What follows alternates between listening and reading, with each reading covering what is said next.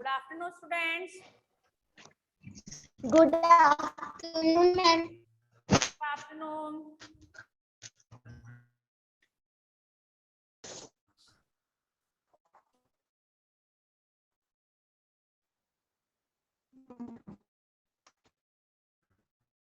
Yes, students, how are you? How are you, beta? I'm fine, ma'am. I'm fine, ma'am. Okay, बेटा, very good. अभी 4 students आए हैं, कहाँ गए सारे बच्चे? डे बाय डे स्टूडेंट्स कम होते जा रहे हैं। क्लास का टाइम हो गया, फिर भी आते नहीं है जल्दी जल्दी। चलो, ओके बेटा, let's start today's class.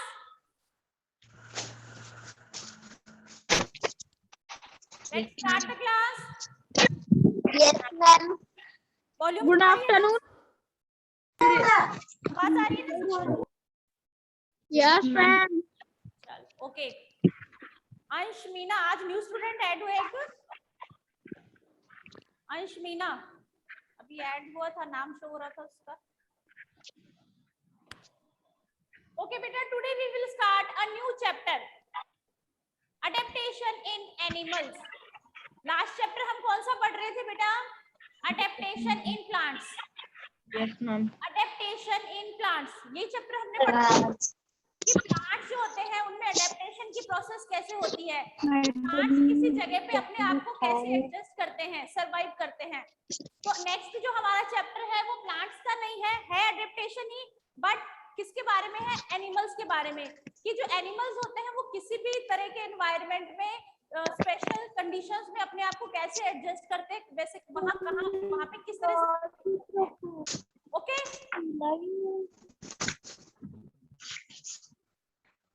Yes बेटा, what happened, why are you talking? Mike off रखो अपना। मैम कुछ पूछेगी आपसे तभी माइक ऑन करना आप।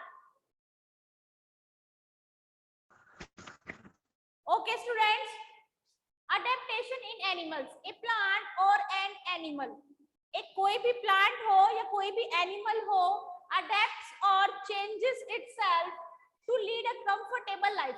कि कोई भी प्लांट हो या कोई भी एनिमल क्या करता है? अडेप्ट और चेंजेस इटसेल्फ, अपने आप में चेंजेस कर लेता है। क्यों कर लेता है? लीड ए कंफर्टेबल लाइफ, एक कंफर्टेबल, एक सही मतलब अच्छा जीवन जीने के लिए, मतलब कंफर्टेबल, ताकि आराम से उस तरह की कंडीशंस में वो रह सके, सरवाइव कर सके। इन इट्स सराउंडिंग, अपने आसपास के एरिया में कंफर्टेबली रहने के लिए कोई भी एनिमल है, कोई भी प्लांट है, वो क्या करता है? अडेप्ट कर लेता है वहां की कंडीशंस, वहां के जो चेंजेस होते हैं, कंडीशंस होते हैं, उनको अडेप्ट कर लेता है, उनके हिसाब से ढल जाना, अनुकूल हो जाना। This process is called adaptation. ये हमने लास्ट चैप्टर में भी पढ़ लिया है कि हैबिटेट क्या होता है, वहां की जो कंडीशंस होती है पर्टिकुलर एरिया की, वो हैबिटेट्स होती है, और वहां पे एडजस्ट होकर रहना उस कंडीशंस में, वो अडेप्टेशन होता है। ठीक है, तो सेम प्रोसेस रहेगी कि एनिमल्स जैसे प्लांट्स, अलग अलग तरह के प्लांट्स अलग अलग तरह की कंडीशंस में होते हैं, same as it is like this animals में होता है। एनिमल्स भी क्या होता है? एक स्पेशल फीचर, स्पेशल एनवायरनमेंट में कैसे रह सकते हैं, उसे हम अडेप्टेशन कहते हैं। चलो स्टार्ट करेंगे बेटा chapter. Yes, ma'am. Yes, ma'am. क्या बताया मैंने कि जो हमने प्लांट्स के बारे में पढ़ा था अडेप्टेशन, वही एनिमल्स के बारे में, कि जैसे प्लांट्स अलग अलग तरह के एनवायरनमेंट में कैसे रह सकते हैं, वैसे ही हम पढ़ेंगे एनिमल्स के बारे में, कि एनिमल्स होते हैं अलग अलग तरह के, अलग अलग कंडीशंस में वो कैसे रह सकते हैं। ओके, चैप्टर मैं साथ में रीड भी कर रही हूँ आपको और समझा भी दूंगी। ठीक है, जो इंपॉर्टेंट होगा वो लिख के बता दूंगी, बाकी सारा एक्सप्लेन भी कर दूंगी, तो लिसन प्रॉपर्ली। ओके स्टूडेंट्स, इधर उधर ध्यान नहीं होना चाहिए किसी भी बच्चे का। प्रिंस गुजर, स्पेशली यू, स्पेशली तुम्हारी मम्मी की कंप्लेन थी ना कल कि आप ध्यान नहीं देते हो, इधर उधर डाइवर्ट रखते हो अपने दिमाग को। सब बच्चे कॉन्सेंट्रेट करेंगे, जो बोल रही हूँ, जो समझा रही हूँ, उसको प्रॉपर्ली आप सुनोगे, क्योंकि मैं बीच में से कुछ भी पूछ लूंगी, फिर ये नहीं है कि बस चुपचाप बैठे रहोगे, अब फिर आंसर ही नहीं देते हो। In the earlier lesson you have read the different. Yes, what happened? कौन बोल रहा है? आवाज नहीं आ रही बेटा साफ आपकी। मैम मैं इशू। हाँ बोलो इशू। मैम एग्जाम कब से है? बेटा अभी जब टाइम टेबल अभी बना नहीं है बेटा, आपको तो फिर मतलब वेट नहीं होता है, इन्फॉर्मेशन देने के बाद पूछते रहते हो। मैंने कल क्या कहा था आपको, 1-2 दिन या 4 दिन में जब भी टाइम टेबल शेड्यूल बन जाएगा उसके बाद आपके पास इन्फॉर्मेशन आ जाएगी। बस आप तो अपना लर्न करो, अपनी प्रिपरेशन रखो, ठीक है ना। आप अपनी तैयारी Yes, करो, अपनी लर्न करते रहो, बाकी जब होंगे तब आपको इन्फॉर्मेशन मिल जाएगी। ऐसे तो है नहीं कि विदाउट इन्फॉर्मेशन मैं कह दूंगी बेटा आज आपका पेपर है, ऐसा तो होगा नहीं, है ना। बोला तो जाएगा ना, पहले आपको सिलेबस भी दिया जाएगा, टाइम टेबल भी दिया जाएगा। सो वो टेंशन छोड़ो, अभी अपने चैप्टर पे कॉन्सेंट्रेट करते हैं। Okay. In earlier lesson you have read that different plants adapt themselves to survive in their surroundings. Last chapter में हमने पढ़ा है कि प्लांट्स जो होते हैं वो अलग अलग तरह के एनवायरनमेंट में कैसे अपने आप को एडजस्ट करते हैं। In this chapter you will read about how animals adapt themselves to survive in their habitat. इस चैप्टर में हम सेम एनिमल्स के बारे में पढ़ेंगे। A plant or an animal adapt or changes, ये लाइन मैंने आपको समझा दी है पूरी, ठीक है। Organism that are not able to adapt to changes in their surrounding. अब जो organism मतलब living beings, plant हो या animal हो, जो क्या करता है, unable होता है, able नहीं होता है, मतलब योग्य नहीं हो, सक्षम नहीं होता है उस, मान लो कोई भी प्लांट है या कोई भी एनिमल है, ठीक है, उसको हम ऐसी जगह पे रख सकते हैं, ऐसी जगह पे रखना शुरू कर दे, ऐसे एनवायरनमेंट में जहां पे वो रह ही नहीं सकता। जैसे हम पोलर बियर होता है, जैसे बर्फ में रहने वाला भालू है, उसको लाके हम कहाँ छोड़ दे, डेजर्ट में, रेगिस्तान, मिट्टी में छोड़ दे, क्या वो वहां पे रह पाएगा बहुत टाइम तक? No ma'am. No ma'am. उसने कहाँ रहना सीखा है, उसने अपने एनवायरनमेंट में रहना सीखा है। तो जो एनिमल्स या प्लांट्स एबल नहीं होते हैं अदर चेंजिंग वाले एरिया में रहने के, तब वो क्या हो जाते हैं, धीरे धीरे लुप्त हो जाते हैं, मतलब वो खत्म हो जाते हैं, मर जाते हैं, ठीक है। कई एनिमल्स है जैसे कि धीरे धीरे खत्म होते जा रहे हैं। कई वाइल्ड एनिमल हैं, उनकी क्या होती है, उनके नंबर, उनकी संख्या कम होती जा रही है। क्यों हो रही है? क्योंकि वो अपने आप को उस एनवायरनमेंट में एडजस्ट नहीं कर पा रहे हैं। Many species of animals and birds, बहुत सारे बर्ड्स और एनिमल्स की स्पीशीज हो रही हैं जो क्या हो रही है, धीरे धीरे खत्म हो रही हैं। कई बार आपने न्यूज में भी देखा होगा, पेपर में भी आता है, डिस्कवरी चैनल्स पे दिखाते हैं कि ये एनिमल है, इसकी प्रजाति धीरे धीरे खत्म होती जा रही है। ऐसा क्यों होता है? क्योंकि वो धीरे धीरे अपने आप को उस एनवायरनमेंट में एडजस्ट नहीं कर पाते हैं। इस वजह से क्या होता है, या तो वो मर जाते हैं और उनकी जाति खत्म होने लग जाती है। Adaptation in animals like plants, animals can also be grouped in the basis of their habitat into 5 different categories. बेटा जैसे हमने प्लांट्स को 2 कैटेगरीज में डिवाइड किया था ना, टेरेस्ट्रियल और इक्वेटिक। प्लांट्स को हमने 2 कैटेगरीज में डिवाइड किया था, टेरेस्ट्रियल एंड इक्वेटिक। बेटा ये माइक किसका ऑन है? माइक ऑफ करो। देवांशु स्वामी, बेटा अपना माइक ऑफ रखो, फिर डिस्टरबेंस आता है बेटा यहाँ पे। चलो ओके। तो जैसे हमने प्लांट्स को 2 कैटेगरीज में डिवाइड किया था लाइक इट, उसी की तरह हम क्या करेंगे, एनिमल्स को भी 5 कैटेगरी में डिवाइड करते हैं। कितनी कैटेगरीज में? 5। कि कहाँ पे रहने वाले एनिमल्स होते हैं। जैसे प्लांट्स होते हैं, एक तो लैंड पे ग्रो करने वाले, एक पानी में ग्रो करने वाले। As it is like this, there are 5 categories of animals. First वही टेरेस्ट्रियल, ठीक है ना। सेकंड इक्वेटिक, लैंड पे रहने वाले, पानी में रहने वाले एनिमल्स। देन एम्फीबियन,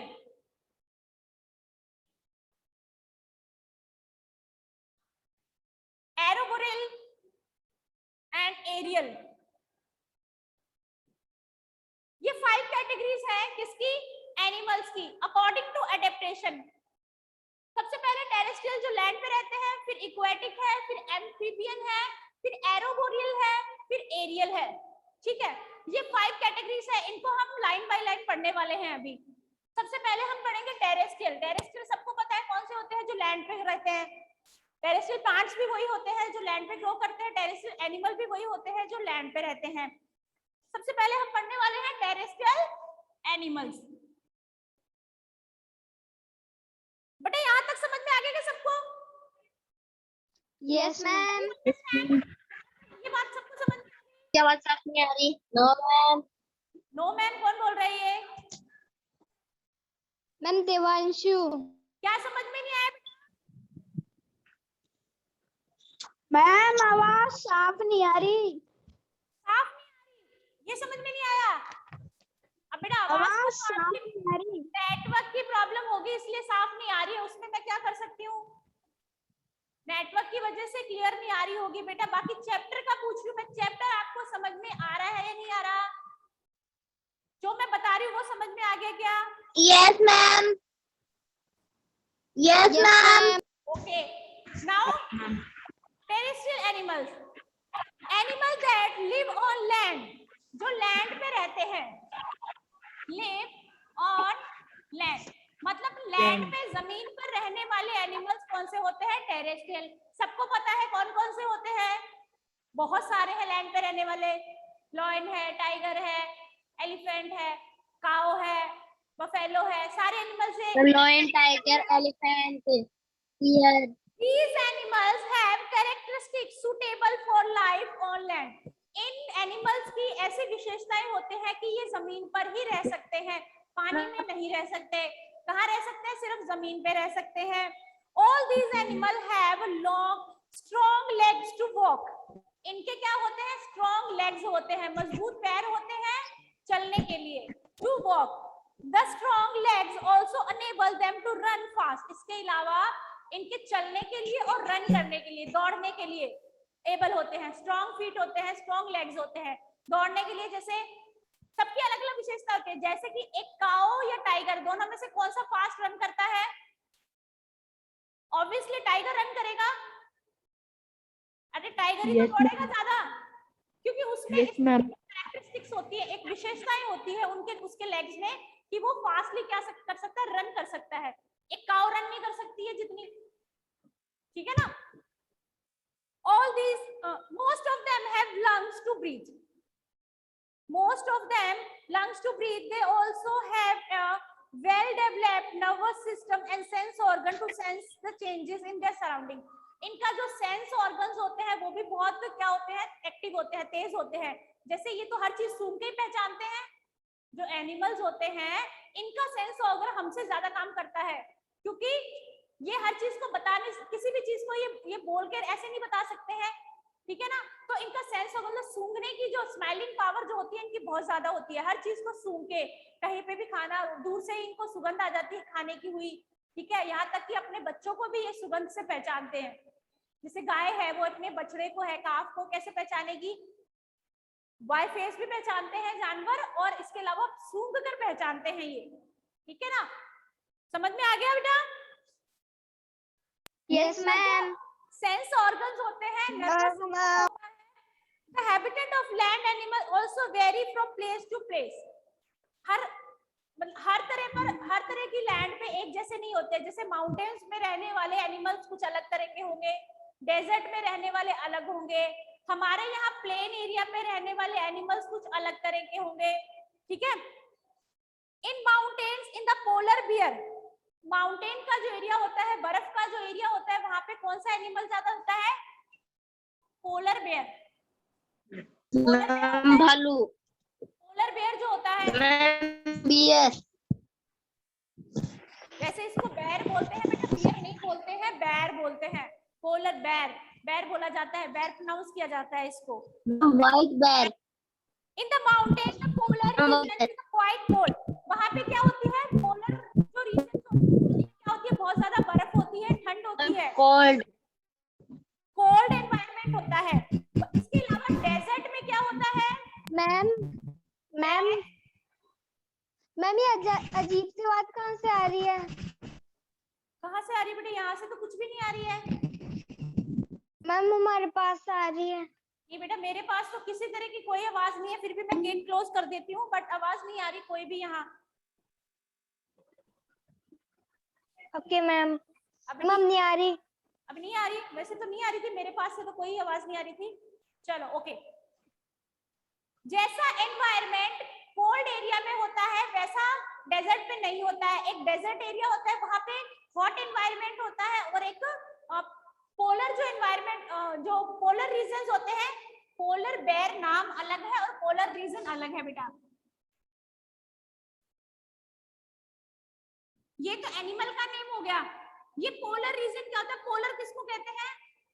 पोलर हमारी अर्थ के ऐसे एरिया जहां पे क्या होती है, बहुत ज्यादा ठंड होती है, बहुत ज्यादा स्नो होती है, मतलब जमा हुआ रहता है हमेशा, ये बर्फ से ढका हुआ रहता है, वो पोलर रीजन होते हैं। तो वहां पे जो भालू होते हैं उनको पोलर बेयर कहते हैं, ठीक है। वहां पे रहने वाले जो भालू होते हैं उनको हम पोलर बेयर कहते हैं। पोलर रीजन का इन्वायरमेंट बहुत ठंडा होता है, स्नो होती है, और डेजर्ट का कैसा होता है? बहुत गर्म होता है। डेजर्ट कैसा होता है? हॉट होता है, हॉट एनवायरनमेंट होता है। तो यहाँ दोनों जगह पे रहने वाले एनिमल्स क्या होंगे? अलग अलग तरह के होंगे। Animal living in cold area have thick and furry coat. जो विंटर में या फिर स्नो एरिया में रहते हैं,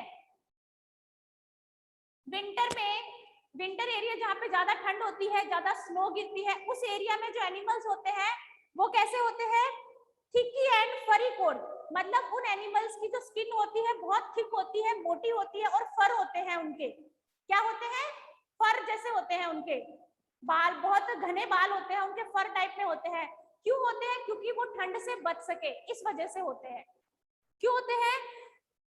furry coats on their bodies to keep them warm, जो उनकी बॉडी को वार्म रख सके, गर्म रख सके। ठीक है, समझ में आई ये बात? Yes ma'am. तो पोलर एरिया में, स्नो वाले एरिया में जो एनिमल्स होते हैं उनकी थिक और फरी स्किन होती है, फरी कोट टाइप में होती है, ताकि उनको ठंड से बचा जा सके। Then they store fat under their skin, वो अपनी स्किन में फैट भी कलेक्ट करके रखते हैं जो उनकी बॉडी को वार्म रख सके, गर्म रख सके। ठीक है, समझ में आया बेटा? Yes ma'am. Yes ma'am. Okay. Some animals living in cold area become inactive and sleep throughout the winter months to protect themselves from extreme weather conditions. कुछ एनिमल्स बेटा ऐसे होते हैं जो ठंड की वजह से क्या होते हैं? एक्टिव नहीं रहते हैं, मतलब ठंड की वजह से उनमें घूमने फिरने की शक्ति नहीं होती है, एक्टिव नहीं होते हैं, अनएक्टिव हो जाते हैं। तो वो क्या होते हैं? जितना टाइम सर्दी पड़ती है ना, उतना टाइम मतलब सोते हैं, वो नींद लेते हैं। अब बताओ, आपने आपके आसपास भी ऐसे एनिमल्स देखे होंगे, उनको हम रेप्टाइल्स कहते हैं। रेप्टाइल्स कौन से एनिमल्स होते हैं पता है? आपके सबके घरों में होती है रेप्टाइल। लिजार्ड देखी है सबने? लिजार्ड तो सबने देखी होगी, सबके घरों में होती है। Yes ma'am. लिजार्ड सबने देखी होगी। लिजार्ड क्या है? Yes ma'am. रेप्टाइल्स है ये। क्या है? रेप्टाइल्स होती है। रेप्टाइल्स जो रेंगने वाले जानवर होते हैं ना, रेंग के चलते हैं, वो रेप्टाइल्स होते हैं। जैसे स्नेक भी रेप्टाइल है, लिजार्ड भी रेप्टाइल है, क्रोकोडाइल ये भी रेप्टाइल है। आपने देखा है सर्दियों में कभी लिजार्ड को देखा है आपने? बहुत कम, नहीं दिखती है सर्दियों में। विंटर्स में ये क्यों नहीं दिखती है? कहाँ चली जाती है? ये सिर्फ गर्मियों में ही नजर आती है, सर्दियों में क्यों नहीं दिखाई देती है? सारी छिपकलियां गायब हो जाती है सर्दियों में, और जैसे ही गर्मी आती है छोटी छोटी बड़ी बड़ी बहुत सारी आने लग जाती है। विंटर्स में ठंड महसूस नहीं कर सकते।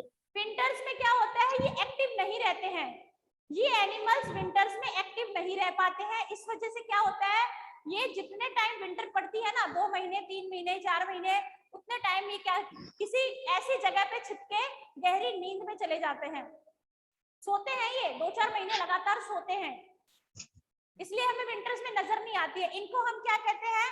हाइबरनेशन।